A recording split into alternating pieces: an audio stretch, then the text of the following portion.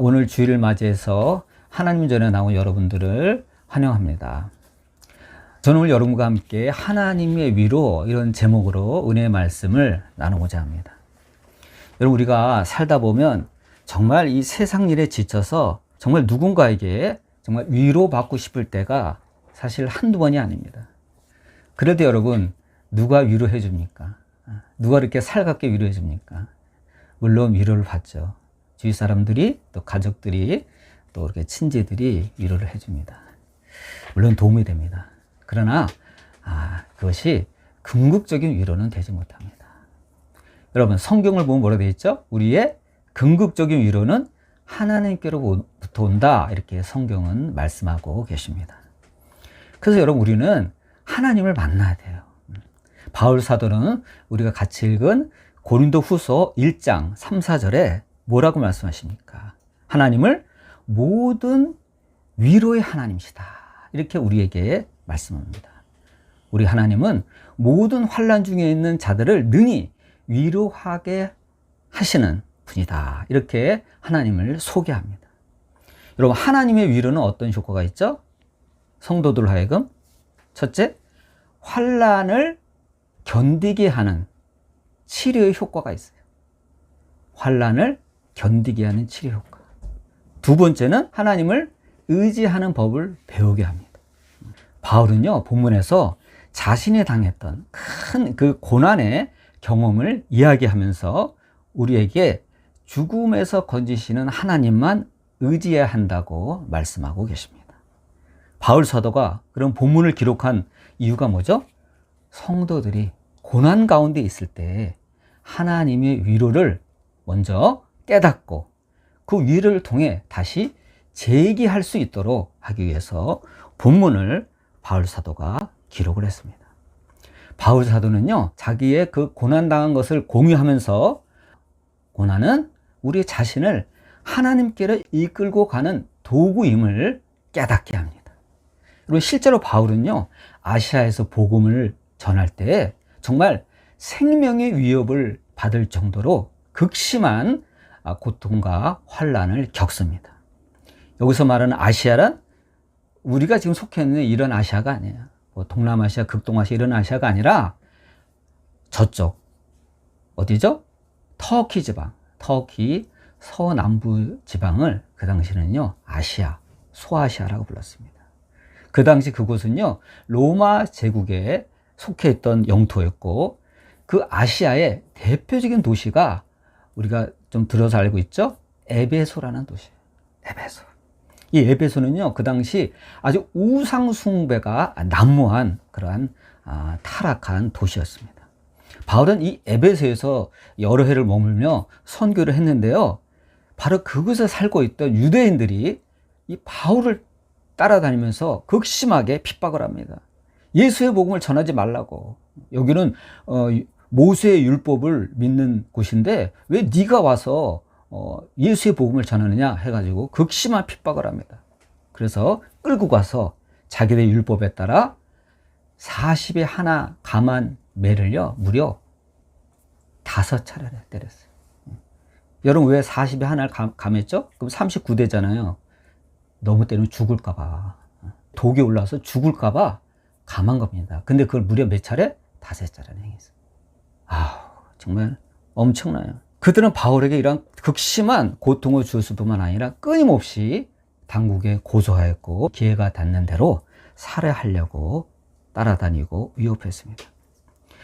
여러분, 바울이 그래서 그 자신의 극심한 고통을요, 성경에다가 기록해 놓았습니다. 고린도후서 11장 23절에서 25절을 보면요, 바울이 이렇게 말했어요. 내가 수고를 넘치도록 하고 옥에 갇히기도 더 많이 하고 매도 수없이 맞고 여러 번 죽을 뻔 하였으니 유대인들에게는 40에 하나 감한 매를 5번 맞았으며 3번 태장으로 맞고 1번은 돌로 맞았다. 여러분, 여기서 태장이 뭐죠? 태장은요, 그 사람을 때린 그 채찍 끝에다가 납덩어리를 이렇게 묶은 거예요. 채찍 하나에 전부 납덩어리를 달았어요. 덩어리를. 그럼 여러분, 그 채찍으로 치면 어떻게 되죠? 그 납덩어리가 이 살점에 박히는 거예요. 살점이 멍들거나 살점이 박혀요. 그러니까 여러분 태장을 잘못 맞으면요 죽을 수도 있어요. 죽어나간 사람이 허다해요. 그거를 몇 번? 3번이나 맞았어요. 여러분 살 수가 있어요? 그냥 채찍도 아플 텐데 끝에 납덩어리 단 그 채찍을 사람이 맞으면 사람이 어떻게 됩니까? 막 뼈가 으서지고 부서지고 막 살점에 패고 정말 생각하기만 해도 끔찍합니다. 여러분 바울은요 정말 예수님의 고난을 못지않게 다 받은 사람이에요. 그래서 여러분 어떻게 됩니까? 바울이 뭐라 그러죠? 힘에 겹도록 심한 고난을 당하여서 살 소망까지 끊어지고 야 이렇게 살니 차라리 죽는 게 낫다 이거예요. 그래서 자신이 사형 선고 받은 줄 알았다 이렇게 고백을 합니다. 바울은요 자신이 당한 이 환난을요 이 고린도전서에 이렇게 계속 기록해 놓으면서 표현하기를 내가 생각하는데 하나님이 사도인 우리를 혼자 다닌 건 아니거든요. 짝지어서 다녔거든요.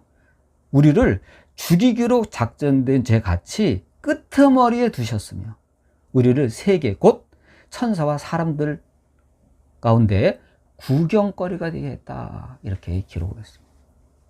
바울같이 하나님 복음을 전하기 위해서 목숨 걸고 전하는 사도도요 세상적으로는 가장 미천한 위치에 하나님께서 처하게 하셨다는 겁니다. 이런 우리가 바울보다 위대한 사람입니까? 아니잖아요. 바울처럼 고귀한 일을 하는 사람입니까? 아니잖아요. 진짜 발끝에도 못 미쳐요. 근데 그렇게 고귀한 바울을 하나님께서 그런 환난을 당하도록 허용하셨다는 겁니다. 여러분 당시에 고린도 교회는요 바울이 1년 반 동안 머물면서 세운 교회예요. 그래서 바울은 자신이 아시아에서 당한 환난을 자기가 세운 고린도 교회 교인들이 알기를 원했어요. 모르기를 원치 않는다 했어요. 왜요? 그 이유는 사도들에게 전해진 그 복음이 어떠한 과정을 거쳐서 그들에게 전달됐는가를 그들이 알기를 원했어요. 우리도 마찬가지죠. 여러분 복음이 그냥 얻어진 게 아니에요. 그냥 쉽게 들어온 게 아니에요. 우리가 쉽게 믿은 게 아니에요. 수많은 우리 신앙의 선배들이 목회자들이 선교사들이 목숨 걸고 정말 이렇게 매맞아 가면서 순교당하면서 전했기 때문에 오늘날 우리가 주님을 믿고 있는 것입니다. 절대로 그냥 얻어진 거 아니에요. 신앙적인 방종과 안인에만 빠졌던 그 당시 고린도 교인에게 전해져서 일깨우자 한 거예요. 사실 우리에게도 하시는 말씀이라고 볼 수가 있습니다. 그러면 여러분 바울은 환난을 당하는 자들에게 자신을 의지하는 대신 하나님만을 의지하도록 권면을 합니다. 바울은 이런 환난을 겪으면서 자신의 능력과 자신에 대한 의존을요 완전히 버리게 됩니다. 왜요? 소용없거든요. 여러분 그 환난 앞에서 헬라 지식과 헤브라이 모든 지식에 정통한 학자 바울이 할 수 있는 게 뭐가 있어요? 붙잡혀서 매맞는데 아무런 도움이 안 돼요. 예? 헬라 문화와 히브리 문화에 정통했던 높았던 지식이 아무런 소용이 없는 거예요. 능력이 아무런 소용이 없는 거예요. 로마 시민권 아무런 소용이 없어요. 그래서 바울은 버리게 됩니다. 내가 갖고 있던 거 아무것도 아니구나. 나를 지켜줄 것 같은 로마 시민권 아무것도 아니구나. 그것을 바울은 깨닫게 됩니다. 그러면서 바울은 뭐라 그럽니까? 자신을 의지하지 말아라. 네 능력을 의지하지 말아라. 네 경험을 의지하지 말아라. 하나님만 의지하라. 어떤 하나님? 죽은 자를 다시 살리는 하나님만 의지하라는 거예요. 여러분 우리가 살다 보면 이런 생각할 수 있죠. 나 요즘 옛날보다 기도 많이 하는데 왜 고난이 더 오지? 나 기도 많이 했는데? 우리 그런 생각 들 때 있어. 아니 옛날에 그냥 건성건성 이렇게 하나님 믿고 할 때는 별 고난도 없고 아무 일 없었는데 요즘에 교회 기도하니까 더 그러지? 그런 생각 들 때 있어요. 여러분 바울은 안 그렇겠어요?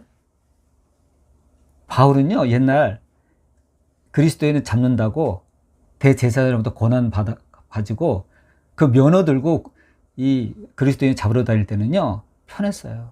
아무런 고난 없었어요. 그런데 막상 예수님의 복음을 전하는 사도가 되니까 왜 이렇게 고난이 오죠? 그는 예수님을 만난 사람이에요. 또 저기 3층전까지 올라간 정도로 신비한 경험도 한 사람이에요. 저와 여러분보다 훨씬 기도도 많이 하고 깊게 하고 영적 은사를 받은 이 위대한 인물이 여러분 왜 고난당해야 됩니까? 그것도 사람들한테 수없이 맞는, 죽을 뻔한. 바울은 우리보다 훨씬 예수님과 친밀한데 한 말씀만 들으면 바로 예수님의 음성이 들려올 정도로 친밀한 분인데 바울은 왜 그러죠? 왜 그렇게 고난당하죠? 여러분 이걸 따지자면요, 우리보다 바울이 훨씬 더 정신적으로 혼란스럽고 괴로웠을 겁니다. 아니 나는 왜 그럴까? 그냥 사도인데, 나 그래도 예수님을 만난 사람인데, 예수님의 음성을 듣는 사람인데, 여러분 그럴 거 아니에요. 여러분 오죽하면 바울은요, 자기가 천사와 사람들 사이에 구경거리가 됐다, 조롱거리가 됐다는 얘기예요. 여러분 이래서 여러분 고난은요 해석을 해야 돼요. 여러분 해석하지 않은 고난은요 그냥 고난으로 남습니다. 자기 고난의 의미를 알아야 돼요. 안 그러면요 그냥 억모르고 당하다가 그냥 끝나버리고 맙니다. 그럼 어떡하죠? 모를 땐 하나님께 그 문제를 가지고 정면으로 기도하면서 하나님께 질문해야 돼요. 여러분 질문해야 돼요. 하나님 내가 왜 이렇게 됐습니까? 질문해야 돼요. 하나님 무조건 해결해 주세요. 해결해 주세요. 좋죠. 해결해야죠. 근데 그거보다 더 중요한 근원적인 문제를 우리는 하나님 앞에 갖고 나가야 됩니다. 하나님, 내가 왜 이런 처지에 처하게 됐습니까? 하나님께 물어봐야 돼요. 언제까지? 깨달음이 올 때까지. 여러분 계속 하나님께 물어봐야 됩니다. 그러면요 성령께서는 반드시 여러분에게 깨우침을 주실 것입니다. 바울은요 그러한 기가 막힌 고난을 당하는 중에 자기의 고난을 해석합니다. 내 고난은 왜 왔습니까? 하고 예수님께 아마 여쭤봤겠죠. 기도했겠죠. 그때 예수님이 깨닫게 하십니다. 바울의 고난은 다른 것이 아니라 다른 성도들의 고난을 공감하고 위로해 주기 위한 고난이라는 거예요. 다른 모든 성도들의 고난에 앞서 네가 더 극심한 고난을 겪은 것은 바로 그 때문이라는 거예요. 네가 위로해 주라 이거. 어떠한 사람보다도 고난을 많이 겪은 고난의 선배로서 네가 위로해 주라는 거예요. 이겨낼 수 있다. 위로해 주라는 거예요. 여러분 우리가 바울처럼 복음을 전하다가 핍박을 받아서 40에 하나 감한 매를 맞은 적이 있나요? 그것도 5차례나? 195회예요 무려. 채찍이 맞은 게 195대를 맞았어요. 또 돌에 맞은 적이 있나요? 감옥에 투옥된 적이 있나요? 우리는 없잖아요. 배 타고 가다가 파손당한 적이 있나요? 그것도 3번이나? 일주일을 그 흑암 가운데서 바다에서 정처 없이 떠돈 적이 있나요? 강도를 만난 적이 있나요? 굶주린 적이 있나요? 수없이 죽을 고비를 넘겼나요? 없잖아요. 그러므로 이 바울의 고난이라는 건요, 이 땅의 모든 고난을 당하는 정말 죽을 고비를 넘기는 성도들에게 위로가 되는 말씀입니다. 바울같이 몇 번이나 사기당하고 죽을 뻔한 사람도 주님께서 살려주시고 위로해 주셨으니 고난에 절대 낙심하지 말고 믿음으로 이겨내라는 거예요. 이게 바로 바울이 다른 모든 사람보다도 더 많이 수고하고 당한 고난의 의미라는 겁니다. 그리고 이뿐 아니에요. 바울은요 어떤 사람이죠? 죽은 자도 살린 사람이에요. 능력 있는 사람이에요. 또 병든 자도 고쳤어요. 그런데도 바울은요 스스로 어찌할 수 없는 지병을 갖고 살았습니다. 이것도 큰 고난이죠. 여러분 그 정도 능력가는 건강해야 되는 거 아니에요? 이거 체면 구기는 거 아니에요? 사실. 그래서 바울은 3번이나 진지하게 예수님께 기도합니다. 주님, 이게 뭡니까? 내려도 사도인데 이렇게 지병을 달고 있어야 됩니까? 그래서 3번이나 예수님께 아주 진지하게 기도합니다. 그러나 예수님이 뭐라 그래요? 바울아, 내 은혜가 내게 족하도다 합니다. 내 은혜가 내게 족하대요. 예수님이 컷해버렸어요. 기도하지 마. 근데 그 기도는 안 들어줄 거야. 그거예요. 야, 은사자들은요, 이런 경우가 많아요. 남의 병을 잘 고치지만 자기는 각종 지병을 두렁주렁 달고 다니는 사람이 많아요. 옛날 조영기 목사님도 그 안수하고 기도하고 많은 사람들 병을 고쳤죠. 그런데도 하나님이 자기 병을 안 고쳐줬다고 고백한 적이 있어요. 하나님, 내 병은요. 다른 사람 다 병을 고쳐, 왜 내 병은 안 고쳐줘요? 그렇게 하나님 앞에 울먹였다는 겁니다. 왜 그래요? 은사자가 그 많은 능력 갖고 교만해서 지옥 갈까봐 하나님이요, 관리하시는 거예요. 바울도요, 받은 은사가 너무 많아 교만해질까봐 하나님께서 그렇게 하신 것입니다. 그래서 바울은 예수님께 더 이상 기도하지 않았습니다. 그 문제에 대해서는. 그리고 예수님을 원망하지 않았어요. 자신의 약함을 알았기 때문에 더욱더 주님만 의지하고 살았습니다. 그러므로 여러분, 하나님께서 성도들에게 고난을 허락하시는 목적은요, 성도들이 세상의 깊은 잠에서 깨어나서 자신을 의지하지 말고 하나님을 의지하는 법을 배우게 하시는 겁니다. 결국 우리를 구원받는 천국으로 인도하시려는 하나님의 계획이라는 겁니다.